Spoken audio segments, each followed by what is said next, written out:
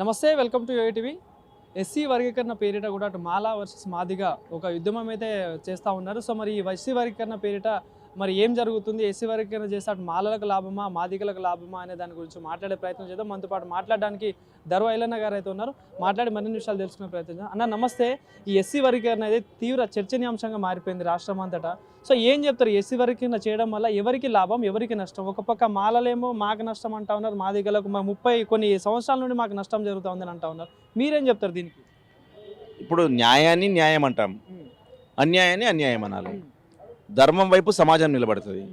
ధర్మము మాదిగల పోరాటంలో ఉంది కాబట్టి సబ్బండ జాతులన్నీ కూడా మాదిగల పోరాటానికి మద్దతు పలుకుతున్నాయి. నేను ఒక దరువు ఎల్లన్నగా నేను ఈ జాతులు పుట్టినందుకు నేను గర్వపడతా ఉన్నా. ఎందుకు అంటే సబ్బండ జాతులన్నీ కూడా ఈ ఉద్యమానికి, ఇది ప్రజాస్వామికమైన ఉద్యమము, ఇది రాజ్యాంగబద్ధమైన ఉద్యమము. ఈ 30 సంవత్సరాలుగా అలుపెరుగని పోరాటం చేస్తున్నటువంటి గౌరవనీయులు మందకృష్ణ మాదిగారి వెంట ఇలా యావత్ సమాజం నడుస్తున్నప్పుడు మిగతా సమాజం అంతా కూడా అన్ని కులాలు సబ్బండ వర్గాలన్నీ కూడా ఈ రోజే సోమాజిగూడ ప్రెస్ క్లబ్లో కార్యక్రమం జరిగింది, రెడ్డి జాగృతి కార్యక్రమం. వారు కూడా అవుట్రైట్గా వాళ్ళు సపోర్ట్ చేస్తూ ఉన్నారు. మొన్న జర్నలిస్టులో జరిగింది, అంతకుముందు అంటే ప్రతి ఒక్క రంగం నుంచి కూడా అన్ని కులాలు, ఎంబీసీలో జరిగింది, బీసీలో జరిగింది, ఇట్లా అన్ని కులాలు మద్దతు పలుకుతున్నటువంటి ప్రజాస్వామికమైన డిమాండు వర్గీకరణ డిమాండ్. కాబట్టి ఇది న్యాయబద్ధమైంది కాబట్టి ఇది జరగాలి. ఇక అడ్డుకునే వాళ్ళంటారా, వాళ్ళకి ఒకటే పని, ఇంకా ఎప్పటికీ మేమే తినాలి, ఈ రిజర్వేషన్ ఉమ్మడి పేరు మీద, ఉమ్మడి రిజర్వేషన్ పేరు మీద మేమే బతకాలి, ఇంకా ఎన్ని సంవత్సరాలైనా మేమే ఈ రిజర్వేషన్ ఫలాలు అనుభవించాలి అని అనుకునే వాళ్లకు నేను చెప్తా ఉన్నా, అది స్వార్థంతో కూడుకున్నటువంటి బుద్ధి. బాబాసాహెబ్ అంబేద్కర్ అందరినీ జనాభా దామాషా ప్రకారం రిజర్వేషన్ పంచుకోమన్నాడు. మీరేం చెప్తున్నారు? బాబాసాహెబ్ అంబేద్కర్కు వ్యతిరేకమైనటువంటి అంశాన్ని మీరు లేవనెత్తుకుంటూ మేమే తింటాం, మిగతా వాళ్ళంతా మా వెంట ఉండండి అంటున్నారు. కాబట్టి అందుకనే ఇప్పటి వరకే వచ్చినటువంటి commission report, Usha Mehra commission కానీ, రామచంద్రయ్య కమిషన్ కానీ, ఆ రిపోర్ట్లలో అన్నిట్లలో వచ్చినటువంటి అంశము ఎస్సీలలో ఇలా తారతమ్యాలు ఉన్నాయి.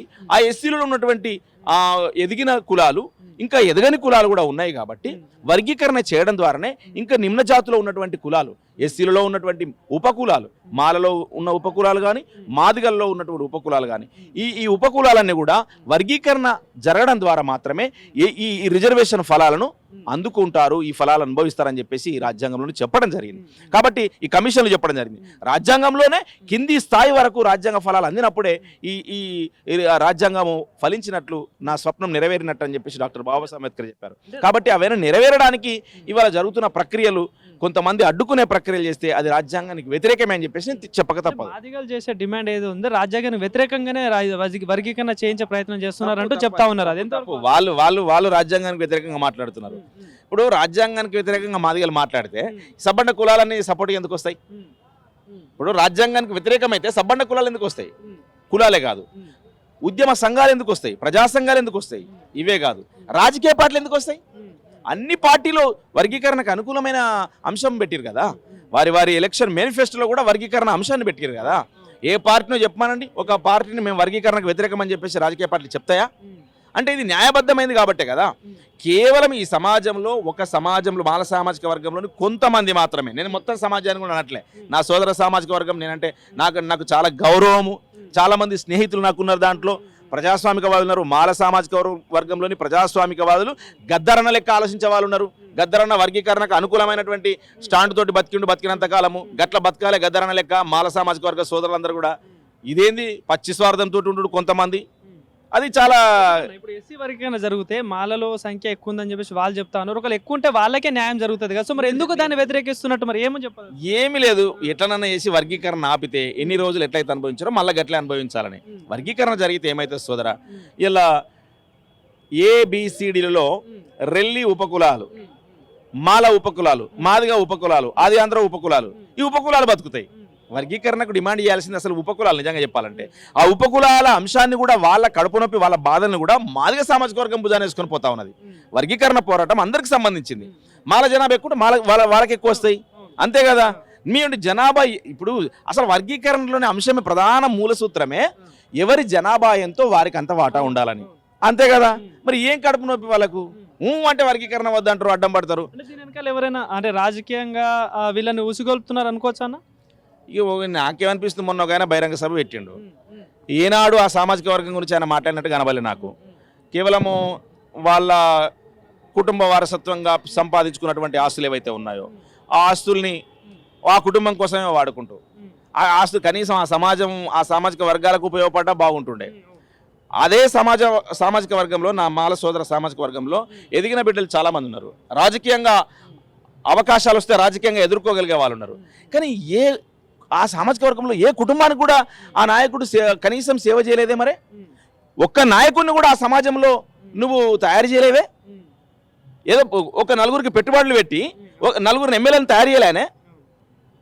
ఆయన కుటుంబం కోసం మాత్రమే ఆ సామాజిక వర్గాన్ని వాడుకుంటున్నాడు అనేది దీంట్లో స్పష్టమవుతా ఉన్నది. కాబట్టి వాళ్ళు కూడా రియలైజ్ అవుతారు. ఆ సామాజిక వర్గం కూడా వాళ్ళ కుటుంబం కోసం వాళ్ళ అన్న ఉండాలనో వాళ్ళ ఆయన ఉండాలి, వాళ్ళ కొడుకు ఉండాలి, ఇంతవరకే కదా. అది ఆ సమాజం కూడా గ్రహిస్తూ ఉన్నది. అరే ఎన్నెళ్ళేంది మన సామాజిక వర్గం కోసం ఇంతగానం దండలాడుతుండు అని వాళ్ళకు ఒకసారైనా రియలైజ్ అవుతారు కదా. కాబట్టి అది కేవలము ఒక మంత్రి పదవి కోసం ఒక ఆయన, దాని తర్వాత ఆయనకు నలుగురు మోపై వాళ్ళు ఆడుతున్నటువంటి డ్రామా అడ్డుకోవడం అనేటువంటి కుట్ర. దాంట్లో కూడా మాల సామాజిక వర్గంలో కూడా చాలామంది ప్రజాస్వామికవాదులు ఉన్నారు. వాళ్ళందరూ కూడా ఎలాంటి భయభ్రాంతులు లేకుండా దయచేసి మీరందరూ కూడా వర్గీకరణకు సపోర్ట్ చేయండి. ఇది న్యాయబద్ధమైన సమ్మతబద్ధమైనటువంటి రాజ్యాంగబద్ధమైనటువంటి డిమాండ్ కాబట్టి ప్రజాస్వామికవాదులుగా ముందుకు రండి. గద్దరన లెక్క బతకండి ధైర్యంగా. ఇవి స్వార్థపూరితమైనటువంటి వాళ్ళతోటి మీరెందుకుంటారని చెప్పేసి నేను గుర్తు చేస్తాను. ఒకటే మాలలో ఒక మాట అంటా ఉన్నారు మాలలు, కానీ కొంతమంది నాయకులు ఏమంటా ఉన్నారు అంటే బీజేపీని అధికారంలోకి తేవడం కోసమే తెలంగాణలో మందకృష్ణ గారు పోరాడుతూ ఉన్నారని చెప్పేసి ఒక మాట అంటా ఉన్నారు. దీన్ని ఎంతవరకు సమర్థిస్తారు మీరు? ఇప్పుడు గతంలో చంద్రబాబు నాయుడు గారిని కూడా కలిసిండు మందకృష్ణ గారు వర్గీకరణ విషయంలో. అప్పుడు టీడీపీ పార్టీ. తర్వాత సోనియా గాంధీ గారిని కూడా కలిసిండు మందకృష్ణ గారు. రాహుల్ గాంధీ గారిని కూడా కలిసిండు కాంగ్రెస్ పార్టీ. మోడీ గారిని కలిస్తే బీజేపీ పార్టీ. అది వర్గీకరణను అడ్డుకునే కుట్రలో భాగంగా ఒక రాజకీయంగా బురద జల్లాలనుకున్నటువంటి కుట్ర.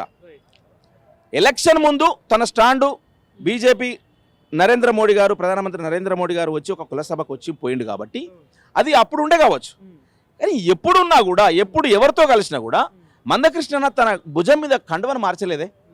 నా లక్ష్యము వర్గీకరణ అని చెప్పేసి అన్నాడు. 30 సంవత్సరాలు కొట్లాడుతున్నాడు. తమ్ముళ్ళు 30 ఏళ్ళుగా కొట్లాడుతున్నా 30 రోజులు నాకు అవకాశం ఇవ్వండి, మీరందరూ కూడా నా జాతిలో పుట్టిన బిడ్డలు రత్నాలు లాంటి బిడ్డలు మీరంతా కౌలు కళాకారులు అని చెప్పేసి అడిగితే మా వాళ్ళు పులకరించిపోయింది. అరే నీ మన జాతి కోసం ఎందుకు పనిచేయం అన్నాడు ఒక మాట. తెలంగాణ గురించి కొట్లాడిరు, మీకు ఏమైనా వచ్చిందో రాలేదు తెలంగాణ వచ్చినందుకు, కానీ జాతి కోసం కొట్లాడితే జాతి బిడ్డలు బతారని చెప్పినప్పుడు నిజమే కదా అనిపించింది. సరే తెలంగాణ గురించి కొట్లాడినాం, తెలంగాణ వచ్చింది, ఉద్యమకారులకు న్యాయం జరగాలని చెప్పేసి మళ్ళీ మేము ఆ గొంతు వినిపిస్తూ ఉన్నాం. ఎట్ ది సేమ్ టైం ఇలా వర్గీకరణ కూడా తెలంగాణ ఉద్యమం లాంటిదే, ప్రజల మద్దతును చూరగొన్న అంశము, ఇలా ప్రజాస్వామికమైన డిమాండు. కాబట్టి వర్గీకరణ జరుగుతుంది. దీన్ని ఎవరొచ్చినా కూడా ఆపలేరు. స్వయంగా ముఖ్యమంత్రి గారు రేవంత్ రెడ్డి గారే వర్గీకరణ ఈ దేశంలోనే మొట్టమొదటిసారి అమలు చేయబోయే రాష్ట్రం అని చెప్పేసి తెలంగాణ రాష్ట్రం అని చెప్పేసి ప్రకటించింది. కాబట్టి ఆయననే చెప్పిండు, మాదిగలు లేకపోతే నేను జడ్పీటీసీ కాకపోతుంటే, మాదిగలు లేకపోతే ఎమ్మెల్సీ కాకపోతుంటే, మాదిగలు లేకపోతే ఎంపీ కాకపోతుంటే ఆయనే ప్రకటించింది కదా బహిర్గతంగా. మా మాదిగల పెద్దన్న రేవంత్ అన్న. కాబట్టి వర్గీకరణ త్వరలోనే జరగబోతుంది.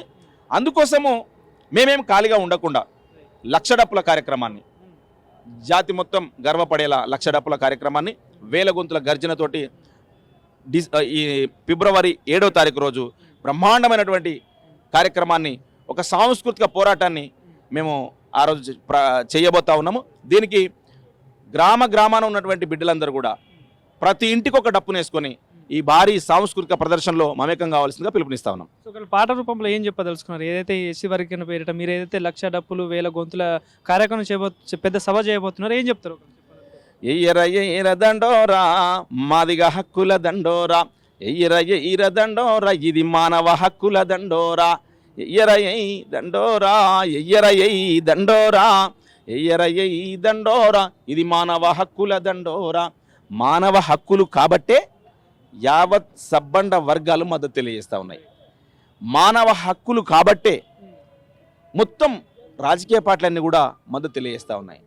టెక్నికల్గా వారు కొంతమంది మాట్లాడే అంశం ఏదైతే ఉన్నదో ఇది పార్లమెంట్లో పెట్టాలి, పార్లమెంట్లో బిల్లు చేయాలనేది ఇది తప్పించుకోవడానికి వాళ్ళు చేసే తప్పుడు ప్రక్రియలని చెప్పేసి మళ్ళీ అవకాశవాదంతో ఈ రాజ్యాంగ ఫలాలైనటువంటి రిజర్వేషన్లు ఒకే వర్గము ఉమ్మడి రిజర్వేషన్ల పేరు మీద ఒకే వర్గము అనుభవించాలన్నటువంటి స్వార్థంతో మాట్లాడుతున్న మాటలని చెప్పేసి తెలియజేస్తా ఉన్నా. Thank you. Thank you.